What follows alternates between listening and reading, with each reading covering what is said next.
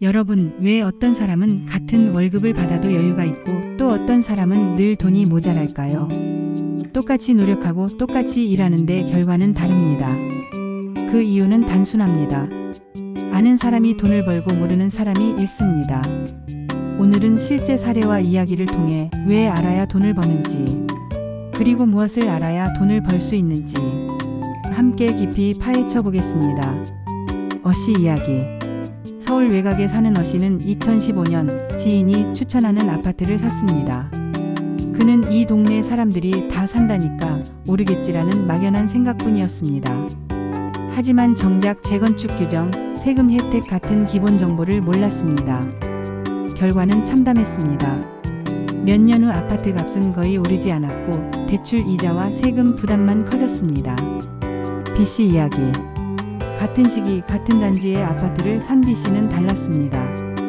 그는 구청에 문의해 재건축 계획을 확인했고 세무사를 찾아가 세제 혜택 구조를 꼼꼼히 따졌습니다. 심지어 대출 이자율이 조금이라도 낮은 은행을 비교해 계약했습니다.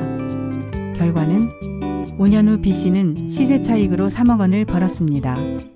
교훈 같은 지역, 같은 시기, 같은 평형. 차이를 만든 건 정보를 아는가, 모르는가였습니다.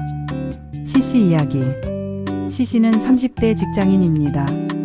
동료들이 이 회사 주식 오를 거래라며 추천하는 말을 듣고 고민도 없이 전 재산을 투자했습니다. 결과는 1년 만에 반토막. 그는 역시 주식은 도박이야 라며 시장을 떠났습니다. D씨 이야기. 반대로 D씨는 똑같이 주식을 시작했지만 먼저 재무제표 보는 법부터 공부했습니다. 기업의 매출, 부채, 시장 전망을 꾸준히 분석했고 10년 뒤에도 존재할 회사에만 투자했습니다. 그 결과 3년 만에 그의 자산은 10배가 되었습니다. 주변 사람들은 운이 좋았다고 했지만 사실은 공부한 자와 안 한 자의 차이였던 겁니다. 교훈, 돈은 운이 아니라 아는 만큼 벌린다는 겁니다. 두 친구의 쇼핑. 두 친구가 똑같은 노트북을 샀습니다. 한 명은 그냥 오프라인 매장에서 정가로 구매했습니다. 다른 한 명은 카드사 할인, 포인트 적립, 캐시백 행사를 확인하고 온라인으로 결제했습니다.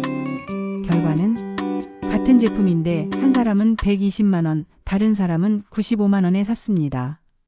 차액은 무려 25만 원. 1년에 이런 소비를 10번 반복하면 수백만 원의 차이가 납니다. 교훈, 돈은 버는 것도 중요하지만 모르는 사이에 새는 돈을 막는 것이 더 큰 차이를 만듭니다. 이 씨는 원금 보장 월 10% 수익이라는 말에 혹했습니다. 경제 지식이 부족했던 그는 은행 이자는 너무 낮으니까 이건 기회야 라며 거액을 투자했습니다. 결과는 1년 만에 원금 전액 사라짐.